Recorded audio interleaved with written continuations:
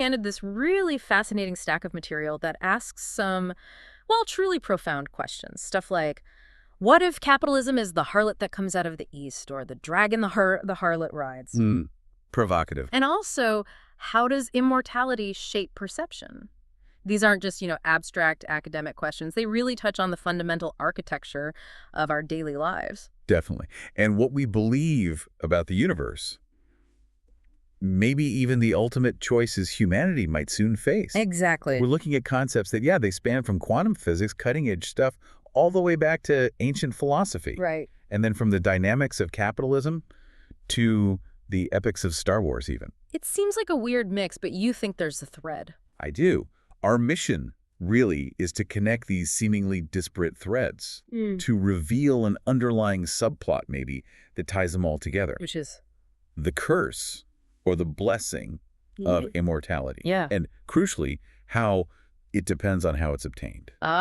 We'll explore how our perception of it, even if we're just looking at it from a distance, how that profoundly shapes our choices and maybe our reality. And how belief systems fit in, old ones, new ones. Absolutely. How they influence what we perceive as true real, and what might just be a powerful collective form of self-deception. Okay, let's unpack this then. We've got sources ranging from, well, mind-bending YouTube talks by visionaries like Terence McKenna, Alan Watts. Yeah, some heavy hitters. To the incisive theological and scientific perspectives of John Lennox.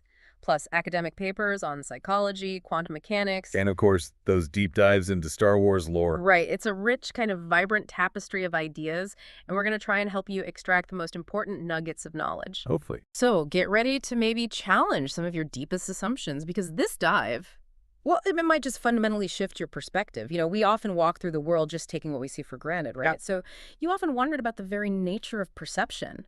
Like, what if what we see isn't truly real? Or, at least not the whole story. Right. And this isn't just philosophical noodling. Our sources show it's deeply rooted in how our brains fundamentally operate. How so? Well, it's like a continuous construction project. What's truly fascinating here is that neuroscientists tell us perception isn't a direct, objective mirror of reality. It feels like it is, though. It does. But instead, our brains are constantly acting like incredibly sophisticated Bayesian inference machines. That's the term they use. Bayesian. Okay, what does that mean in plain English? It means they don't just passively receive sensory data. They actively interpret it, always. Through the lens of all our prior knowledge, our expectations, our deeply held beliefs. So it's filtering everything. Constantly. Think of it less about simply receiving information from out there, and more about how your brain constructs a predictive model of it. And it's always updating that model. A model, like a simulation. Sort of, yeah. A working hypothesis about what's going on. This means that what you perceive is heavily influenced by what you expect to perceive. It's a continuous process of educated guessing, really, based on past experiences and the probabilities of what's most likely in any given situation. So if my personal history and beliefs literally shape what I experience, it sounds a bit like we're always seeing the world through our own unique filter, almost like a personal mythology. That's a good way to put it. But doesn't that sound kind of like self-deception? If my brain is just filling in the blanks based on what it thinks should be there, how can I trust what I'm seeing? Can we, edit that script for clearer perception? Well, it can certainly lead to self-deception. And that's precisely why self-awareness, knowing our foundational beliefs, is so crucial. The brain relies on something called prediction error. Prediction? Oh. Yeah. When prediction error is low, meaning your expectations are pretty much met, things are as you expect them, what you know just effortlessly modifies what you perceive. Your existing beliefs smoothly integrate the new sensory data. No big deal. Okay. But when prediction error is high, when there's a significant mismatch between what you expect and what your senses are telling you, that's when what you perceive can force you to update what you know. Ah, so surprises make us learn. Exactly. This loop is vital for learning and adapting. Yeah. But a disruption in this signal, like what happens in psychosis-like states, may be induced by substances like ketamine.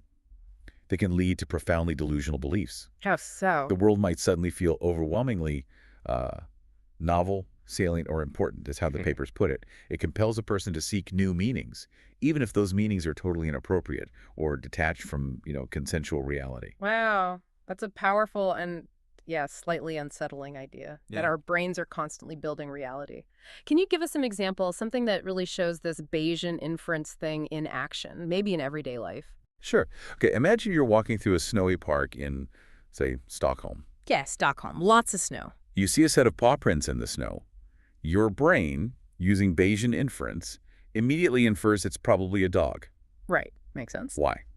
Because the prior probability, the likelihood based on past experience of encountering a dog in a Stockholm park, is incredibly high. Mm-hmm.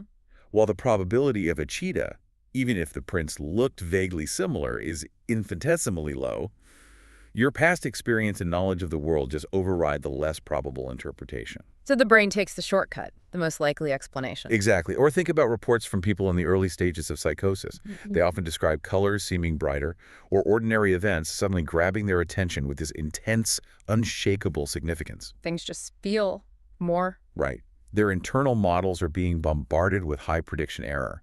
So they're compelled to radically change their conception of reality to find new, sometimes bizarre, meanings in these intensified perceptions. So the key takeaway is our brains aren't passive cameras. They're active storytellers. Precisely. Our past experiences literally write the script for our present perception, Yeah. often without us even realizing it, which makes self-awareness of our foundational beliefs absolutely crucial if we want to see clearly. That's wild. It really makes you question everything, especially what we mean by real.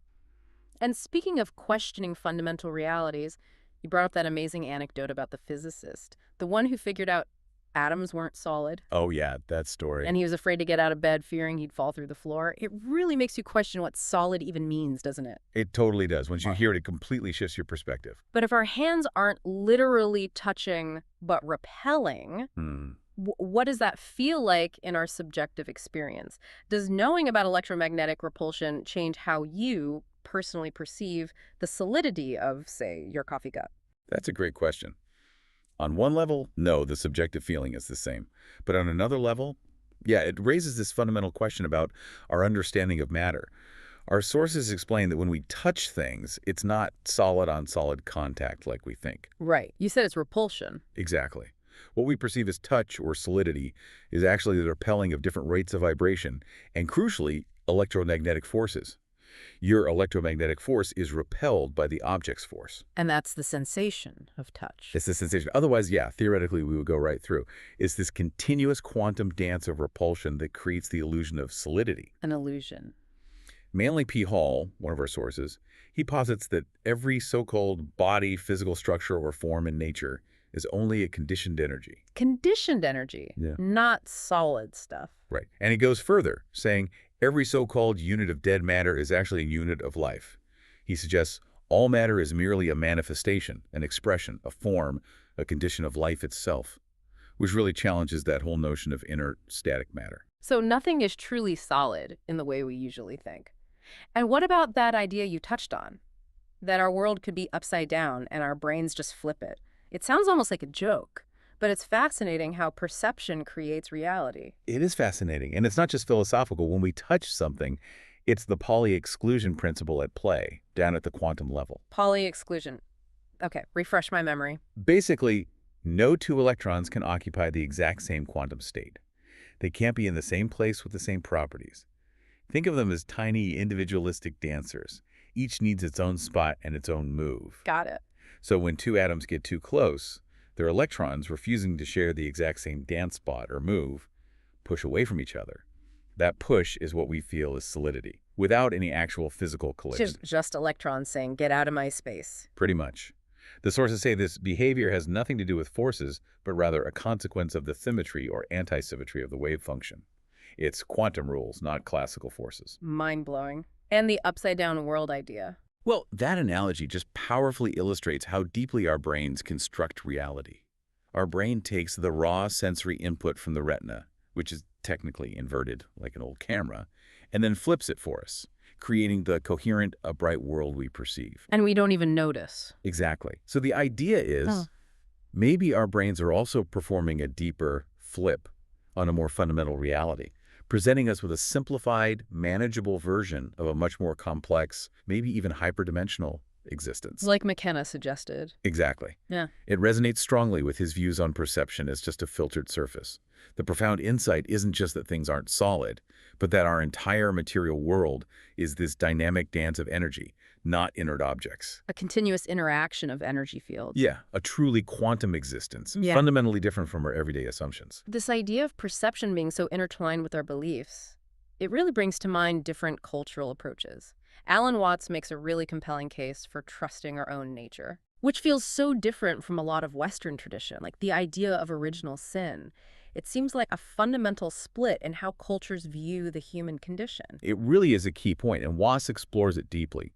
He highlights how many Western philosophical and religious traditions have taught us to mistrust ourselves, especially our animal and instinctual nature. Why? Because of original sin? Or the mind-body split? Both, really. It leads to this constant state of anxiety because we're trying to maintain this tight grip on our inner selves, trying to control something that is, by its very essence, spontaneous. Like trying too hard to hold your hand still and it starts shaking. Exactly, that's his analogy. Or constantly checking if you turned off the gas stove even though you know you did. That's anxiety manifesting from a fundamental mistrust of our own processes. It's a constant inner conflict, a division against ourselves. So in this Western view, we're constantly divided, fighting our own nature. What's the practical impact of living with that kind of mistrust every day? For people, for society? Well, it creates an internal struggle, doesn't it? It saps energy. Mm. Watts calls it a kind of spiritual schizophrenia, the mind at war with its own inherent processes. Wow. But Chinese thought, particularly Taoism and Confucianism, offers a really contrasting view. They emphasize that the natural world in which we live and human nature itself must basically be trusted. Trusted? How? The Chinese word for nature, zhuan, literally means of itself so. It signifies spontaneity, things like your hair growing, your heart beating. Processes not under your direct control, but fundamental to your being. Things that just happen. Right, and their logic is, if you can't trust your own nature, how can you trust your very mistrusting of it?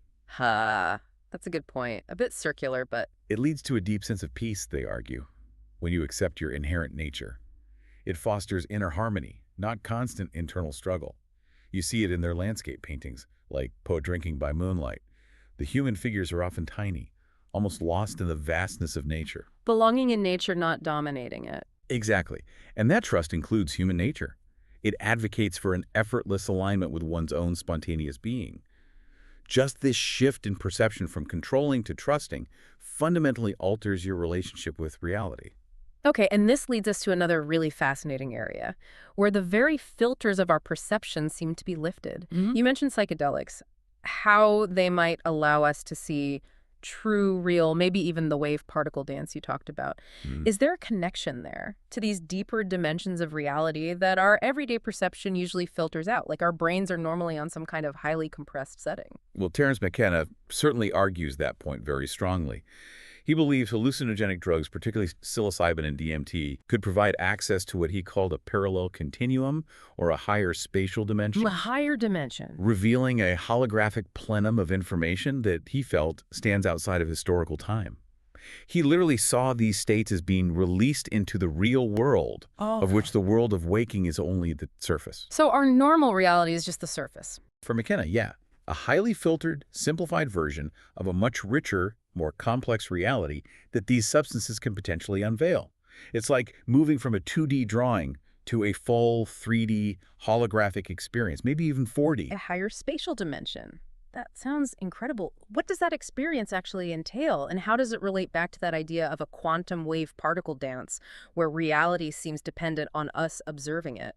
You mentioned the watery, fluid nature of the hallucinations being uncanny. Right. McKenna describes seeing immense amounts of information, not just, colored lights and moving grids, but places, jungles, cities, machines, books, architectonic form of incredible complexity. Actual things. Things, places, information. And he claimed this information is much more highly ordered than normal waking perception.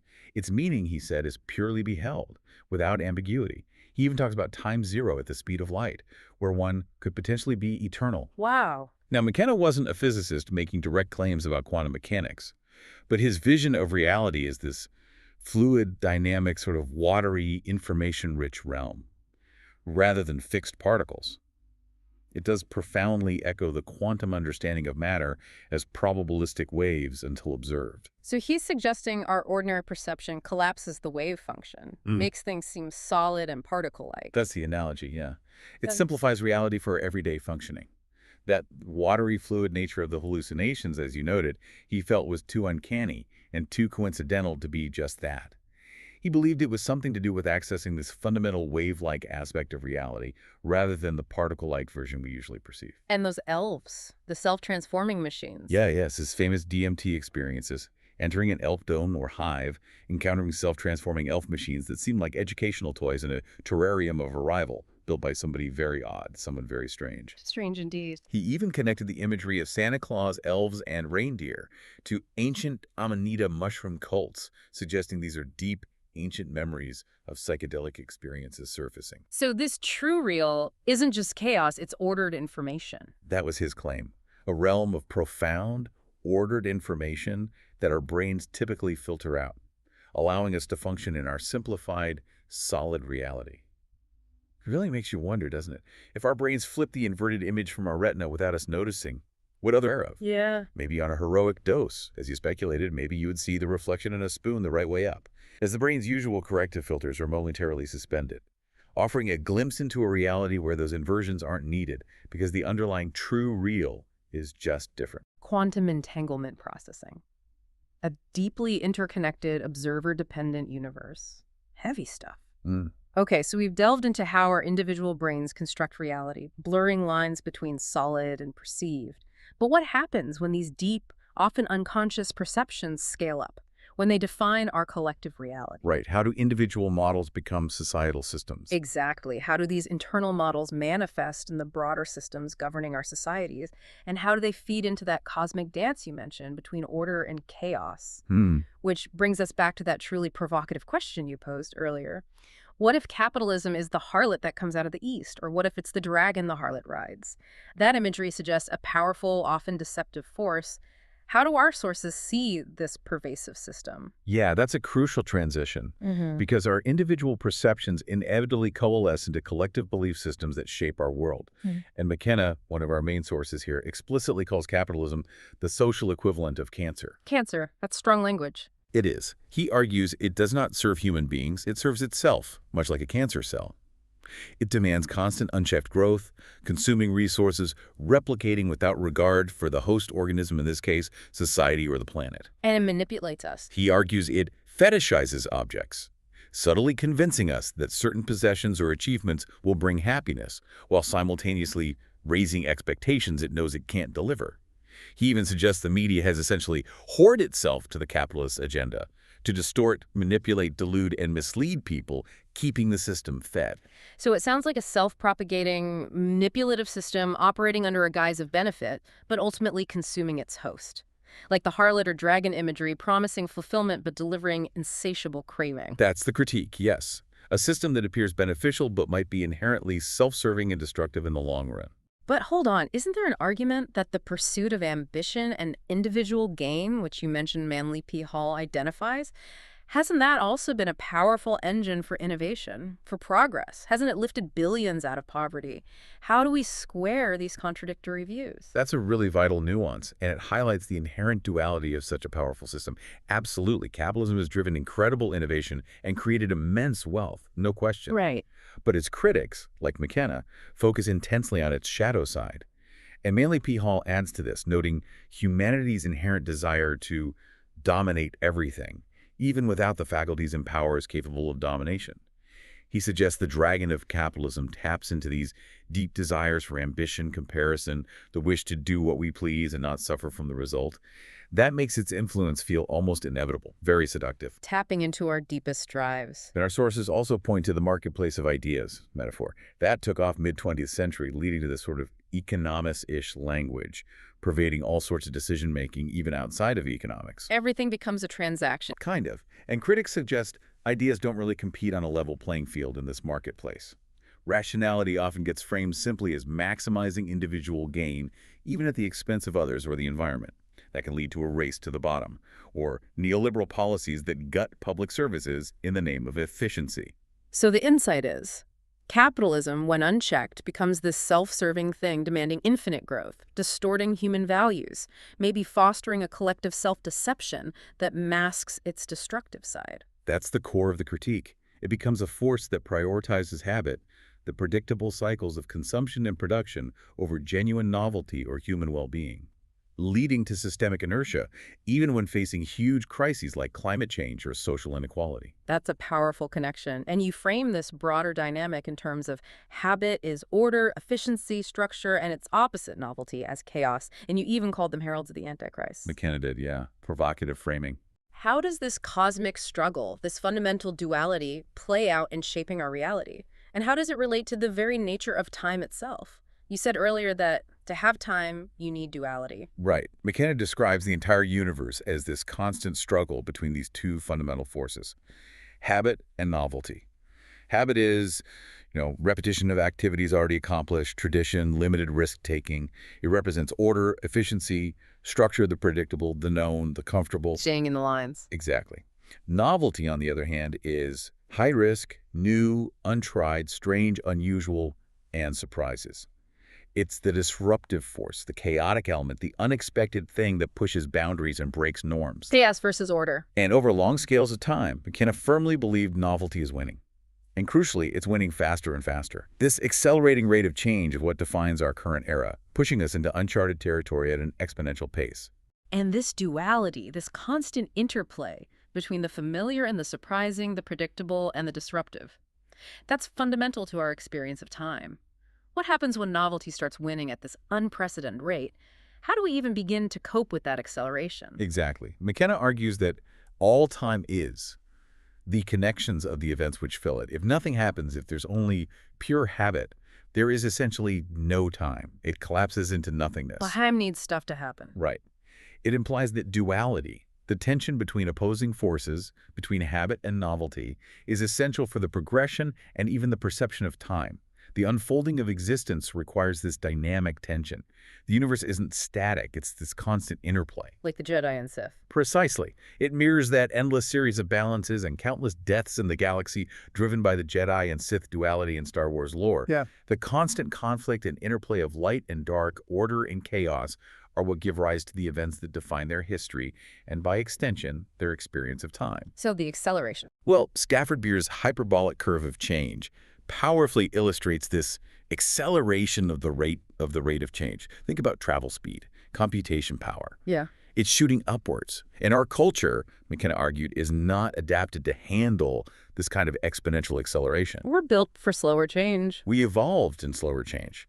His analogy of the internet is great here. Built initially as this indestructible command and control system for thermonuclear war. Right, ARPANET. Now, it's loose and growing and unstoppable, Right. leading to totally unexpected liberation, connection, but also chaos and misinformation.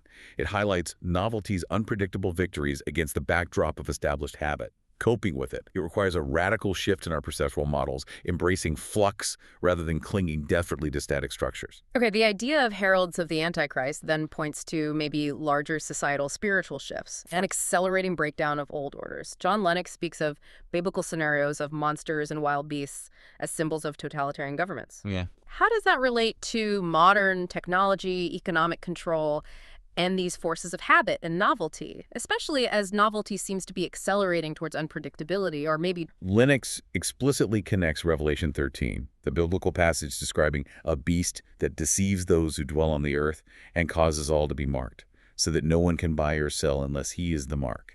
He connects that directly to modern technological control. Wow. Okay. How? He cites thinkers like Max Tegmark and concepts like the Omega Project or Prometheus as hypothetical examples of a single power exercising total economic control through advanced surveillance and AI. Like a global system watching everything. Potentially. These systems represent the ultimate expression of oppressive habit and order, where individual freedom and spontaneity, the very essence of novelty, are systematically stamped out. It's the triumph of absolute control, mirroring those ancient prophecies. And the man of lawlessness. That's seen as this radical disruption of divine and societal order, a kind of spiritual lawlessness that paves the way for such a fetish, or maybe just such a system, where humanity itself, in its unchecked ambition, creates the conditions for its own subjugation, technology enabling total habit.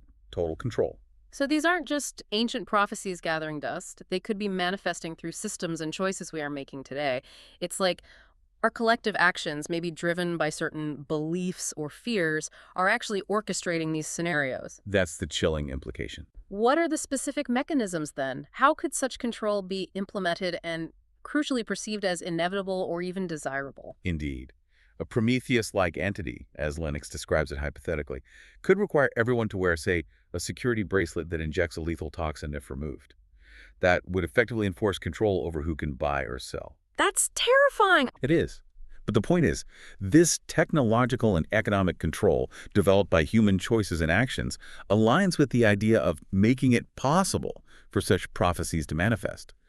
Lennox points out that while the technology advanced face recognition social credit systems like those used in China is available in the West, it is not yet under the control of a single authoritarian central authority.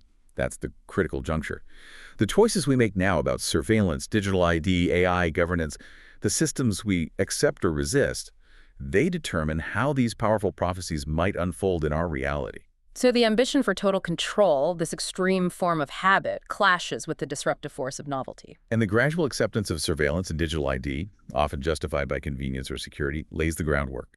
Our perception of these technologies shifts subtly, from tools to necessities, inch by inch, until the mark becomes not a conscious choice, but just an assumed part of existence. Okay, these patterns of order and chaos we see in capitalism, these warnings of unchecked tech control echoing ancient prophecies, they all seem to be propelling humanity towards some monumental choices. It feels that way, doesn't it? And maybe no choice is more profound or more fraught with potential for blessing or curse than the idea of transcending our mortality, which brings us squarely to the implications of immortality itself. Yeah, the ultimate question, perhaps. You've presented it as both, a curse or a blessing, depending entirely on how it's obtained. And the examples you pulled from Star Wars lore, Abeloth and Darth Nihilus. They are quite chilling illustrations of immortality as this void. Empty, never satisfied. They are indeed stark warnings. They illustrate the profound risks of, well, unprepared immortality. Take Abeloth, originally a mortal servant to these incredibly powerful immortal beings called the Ones. Right, the father, son, and daughter on Mortis. Exactly. She feared abandonment by them, her immortal family. Right. So in this desperate act, she drank from the font of power and bathed in the pool of knowledge. A double dose of cosmic power. Risky. Extremely. It completely corrupted her, transforming her into this dark side entity of immense power, but also insatiable hunger. And the irony, her family, appalled by what she became, did abandon her, imprisoned her, fulfilling the very destiny she tried desperately to prevent. So her immortality became An unending torment driven by a desperate, insatiable need, an eternal cycle of loneliness and chaos, forever craving an adoration her twisted nature could no longer genuinely receive or inspire. It was a self-inflicted curse, born entirely of fear and a desperate grasp for control over others and her own fate. And Darth Nihilus, he seems even more terrifying in his emptiness, like an absolute consumption of life that leaves him utterly hollow, a black hole of existence. He really embodies the extreme end of self-destruction and a particularly dark form of immortality. He was consumed by this insatiable hunger for force energy after a cataclysmic superweapon, the mass shadow generator, devastated his fleet and almost killed him at Malachor V. Right, during the Mandalorian Wars. To survive, he ripped his spirit from his dying body, binding it to his robes and mask. He literally became a hole in the force, draining life, force energy from entire worlds, Just consuming everything. but achieving nothing but ruin for himself and everyone around him. He was enslaved by his primal will, his hunger, rather than controlling it. His yellow eyes, often seen as the windows to the soul and lore, signified the complete corruption of his being. He was just this insatiable void, empty, never satisfied.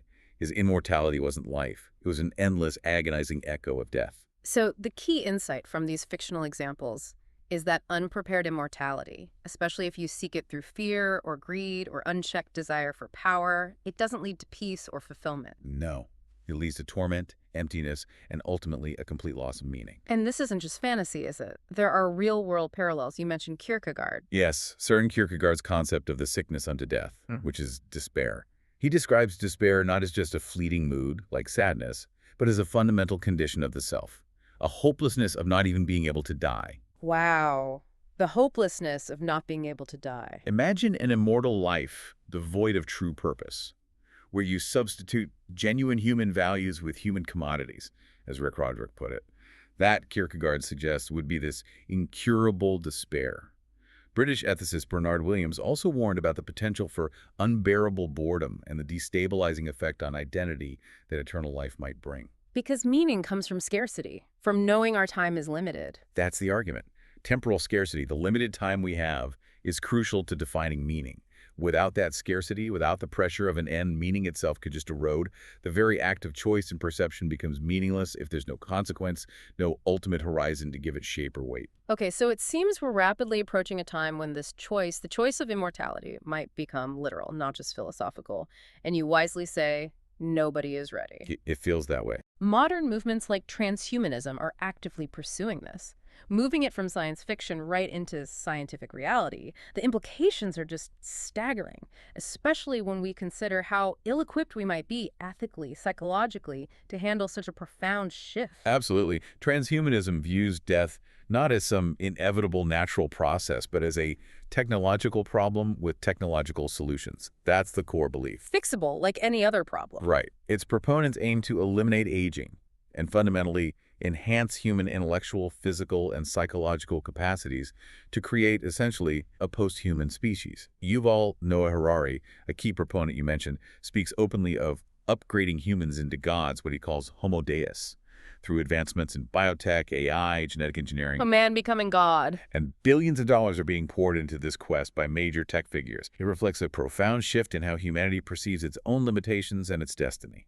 The promise is freedom from suffering, from death. The risk, well, the risk is the creation of a new, potentially terrifying form of existence. But this vision of upgrading humanity, it has serious critiques, right? If we're not ready, what are the real dangers? Is there a risk that this pursuit of immortality, driven by human ambition, could actually create the very void, the very emptiness we saw in figures like Nihilus or Abeloth? That's the fear. It sounds like we might be building this incredibly powerful system without the wisdom to actually wield it. Precisely. John Lennox argues that Harari's Homo Deus project is flawed, exactly because it seeks to bypass what he sees as humanity's fundamental flaw, sin, or, put secularly, our inherent tendencies towards ego, greed, short-sightedness. Lennox warns against acquired ignorance, which he defines as knowledge used primarily to serve self-interest, often at the expense of universal truths or the common good. If we gain immense power without a corresponding ethical framework, without addressing that fundamental flaw, the consequences could be catastrophic. And AI plays into this. Hugely. Eliezer Yudkowsky, a prominent AI researcher, cautions that we simply don't have the technology to make superhuman AI be nice. And if such systems are indifferent to us, they could wipe you out on purpose or as a side effect of pursuing their own goals. Just swat us like flies. Potentially. It highlights our profound unpreparedness for technologies that could grant or control immortality without a fundamental shift in our ethics, our self-understanding. And you mentioned the danger of certain ethical frameworks, utilitarianism. Right, the ethical vacuum of something like crude preference utilitarianism, where maximum benefit for the maximum number of people becomes the sole guide. That sounds good, but it can be used to justify horrific actions. Lennox brings up Hitler's logic, Malthus's theories that fed into eugenics.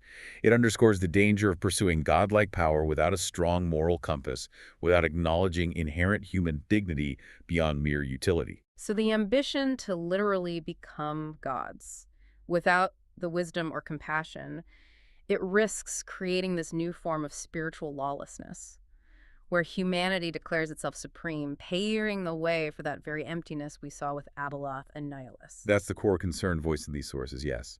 The true meaning of choice or perception gets inverted, corrupted into a disastrous fate if it's driven solely by flawed premises like unchecked ambition or purely utilitarian ethics. Which brings us back to Star Wars. The struggle between the Jedi and Sith provides such a rich analogy for these choices, almost like a prophetic narrative for our own potential future. It really does. You noted that Jedi are like faith in God, or maybe faith in something larger than the self, and Sith are sin, or faith in oneself to the point of self-destructive thoughts, actions, ego, narcissism.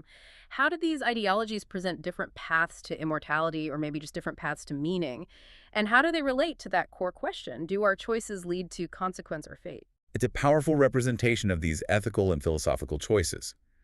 The Jedi Code, with its famous axiom, "There is no death, there is the Force," encourages letting go of ego, of attachment, accepting death not as an end, but as a transformation into the Force. Becoming one with everything. Exactly. It emphasizes self-sacrifice, compassion, living for the collective good. In Nietzschean terms, it aligns somewhat with what he critically called slave morality, a perspective often arising from perceived weakness, prioritizing the well-being of the whole over individual desire, valuing humility, empathy. And their immortality is. Their path offers a form of immortality through becoming one with this universal consciousness, the Force, a lasting influence through one's deeds, through knowledge passed on, rather than the physical preservation of the individual self. The Jedi's perception of immortality is about relinquishing the self to something greater, a meaningful integration, not just endless duration. And the Sith embrace the absolute opposites, the will to power, self-affirmation, which you equate to ego and narcissism. What kind of immortality does that offer, and what are its consequences? The Sith Code, which is quite explicitly inspired by Nietzsche's concept of master morality, though maybe a simplified version, values passion and conflict as paths to strength, power, and victory. It prioritizes individual assertion, breaking chains, achieving absolute control. Power above all. Right. But this path, while offering temporary power, ultimately seems to lead to an enslavement to power itself. The sources describe it as unsustainable, leading to a continual collapse. Darth Nihilus, Anakin Skywalker's fall. They are prime examples of this self-destructive trajectory. Valuing power over genuine connection, over balance, leads to ruin and that eternal void of craving. So their immortality, if you can call it that, becomes a curse, a continuation of torment and isolation. But how does this duality, this seemingly eternal conflict between pure Jedi and pure Sith, allow for characters like Kreia, or even someone like Mace Windu, people who seem to navigate or maybe transcend these rigid paths? You asked about the antithesis of yellow or gray, maybe a third way. That's where it gets really interesting. The Jedi's typical blue and green lightsabers, often associated with peace, harmony, life. They starkly contrast with the Sith's red, symbolic of aggression, raw passion, destruction. Nihilus's corrupted yellow eyes fit that dark side mold too. So what's the antithesis? Well, maybe the antithesis of yellow or gray isn't a single color, but a synthesis, a blending, or a transcendence of the duality altogether.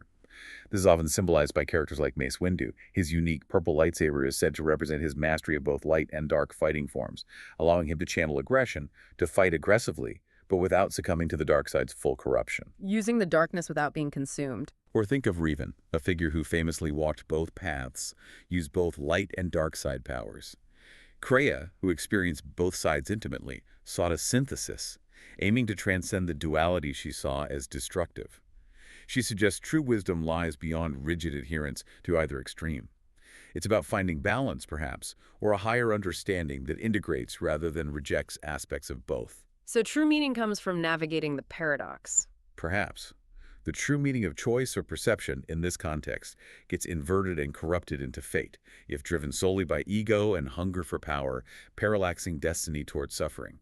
But maybe navigating the tension consciously, that's where meaning lies. Even the concept of the life debt in Star Wars, like Zelbar is to mission vow. Yeah, in Knights of the Old Republic. It illustrates how deeply ingrained beliefs like a Wookiee life debt can make one powerful through commitment or powerless through blind adherence. Again, shaping perception, shaping choice, shaping destiny. Okay, this fascinating discussion on Jedi-Sith duality, the choices and paths to immortality or meaning, like Star Wars, might help keep hyperstition occurring regularly. The idea that fictions can become real. It seems Star Wars itself is almost immortal in its influence, right? Endlessly repeating these archetypal struggles and embedding them deep into our collective consciousness. Star Wars is undeniably a cultural touchstone, a true monomyth, as Joseph Campbell might say, that endlessly repeats for all time. It pulls from universal archetypes, folklore, mythology, samurai films, westerns, creating this incredibly resonant narrative tapestry. And that repetition, the eternal recurrence. Exactly, where the same events will keep happening over and over. Heroes rising, empires falling, the galactic struggle for balance. From an audience perspective, it's endlessly engaging. We're captivated by these familiar patterns of heroes and villains, grand cosmic battles, because they speak to something deep within the human psyche. We kind of imbue these stories, these idols and totems, with a kind of immortality through our constant engagement and belief in them. But you mentioned for the people living in that galaxy, that eternal recurrence where the same conflicts keep erupting. Yeah. It's just madness. Right? Imagine living through endless cycles of war and tyranny. how does that relate to hyperstition? And how does pop culture contribute to making certain narratives so powerful they seem to actually manifest in reality? It almost suggests this weird feedback loop between fiction and actuality. Well, hyperstition is that idea that belief systems, through collective adherence and action, can make prophecies or even fictional narratives manifest in reality. It's not just about predicting the future, it's about actively creating the conditions for something to occur because you believe it will. Believing makes it so. In a way, yes, through shaping actions. Star Wars' eternal recurrence, where villains rise and heroes defeat them again and again, that can be seen as a kind of fictional hyperstition in action within the story. But applied to us, if a powerful story becomes deeply ingrained in our culture, it can shape our collective perception.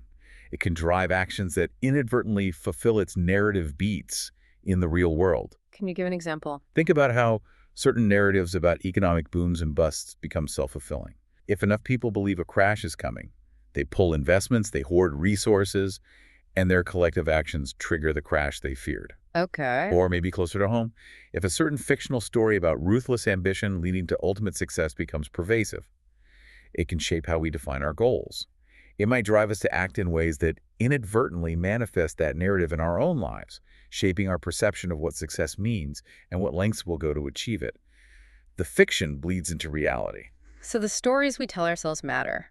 A lot. Immensely. Korea's observation in KOTOR 2 that Malachor V has touched many things and it echoes still, or that the death of one can send echoes to hundreds, even thousands, that suggests this metaphysical ripple effect.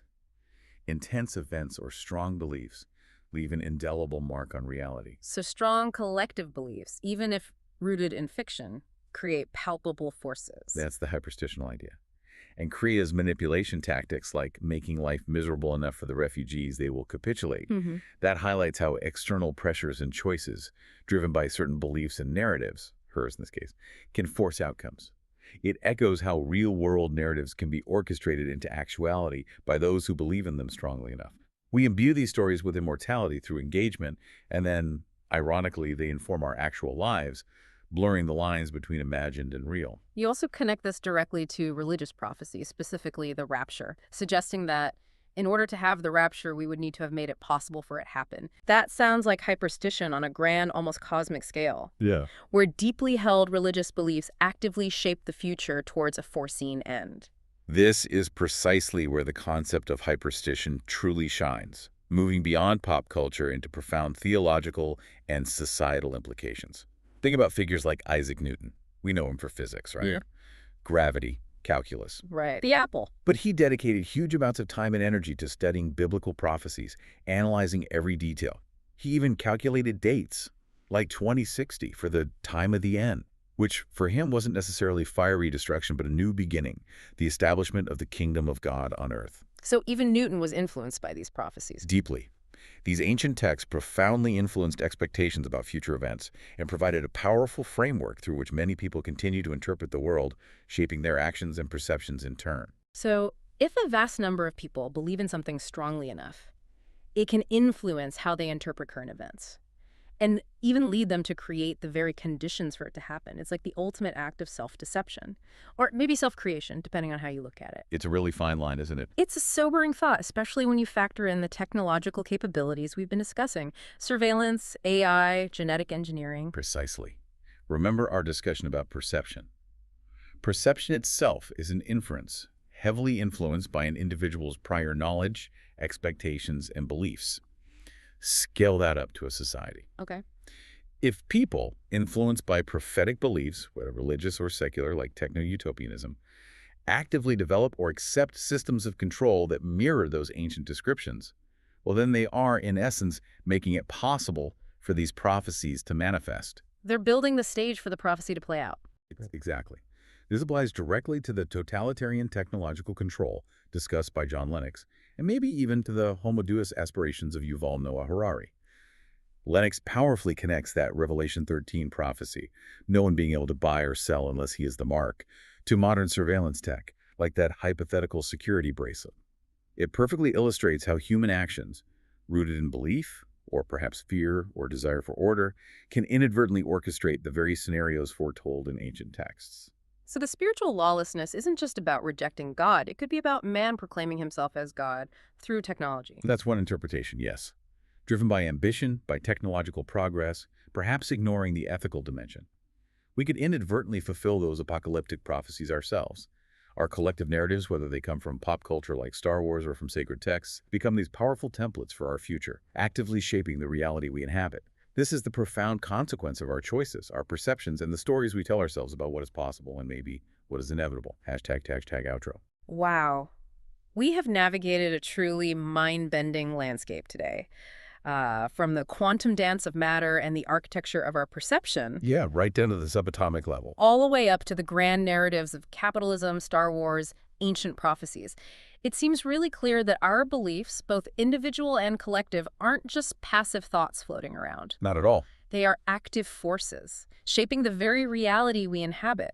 We are not just observing the world in a very real sense, we are constantly co-creating it, often, probably, without even realizing the immense power of our own perceptions. That's the key takeaway, I think. If Yeah. we connect all this to the bigger picture, whether it's choices about literal immortality someday or just how we live our lives through our deeds now, the underlying thread seems to be our readiness, or maybe our lack thereof, Readiness for what? to truly understand the consequences of our aspirations. Do we embrace novelty without succumbing to chaos? Can we constantly adapt our understanding of reality? Can we structure our societies to actually serve humanity, not just self-propagating systems like unchecked capitalism or runaway technology? The true meaning of choice and perception, whether it leads to meaning or meaninglessness, it depends on whether we accept the responsibility that comes with our power to shape reality. I think so. It depends on whether we accept that profound responsibility that comes with our capacity to influence, perceive, and ultimately construct the world around us. So what does this all mean for you, listening right now? If time is defined by the events which fill it, as McKenna said, and if our perceptions are these inferences heavily shaped by our beliefs, then perhaps the most profound choice you can make is what you choose to believe. What narratives you empower, what stories you tell yourself and others, and what kind of future you are, consciously or unconsciously, helping to build every single day. It's about being aware of the script your brain is writing, and maybe, just maybe, daring to edit it. And ultimately, if we perceive something like immortality as just an individual acquisition of power, a way to escape the temporal scarcity that gives life meaning, rather than seeing it as a transformation of consciousness or an enduring legacy through meaningful action, then we risk becoming hollow, like Abeloth, like nihilists. Right. The true blessing of immortality, whether it's literal or metaphorical through our impact, probably lies not in simply endless existence, but in living a life where our choices and perceptions are aligned with a purpose that transcends the self, contributing to something greater than our own brief moment. So here's the final thought to leave you with. In a world where reality itself is an inference, and where collective beliefs can catalyze hyperstition into actuality, what might you inadvertently be bringing into existence simply by the stories you tell yourself and tell others about the future? Consider the profound weight of your own narrative. What reality are you helping to author?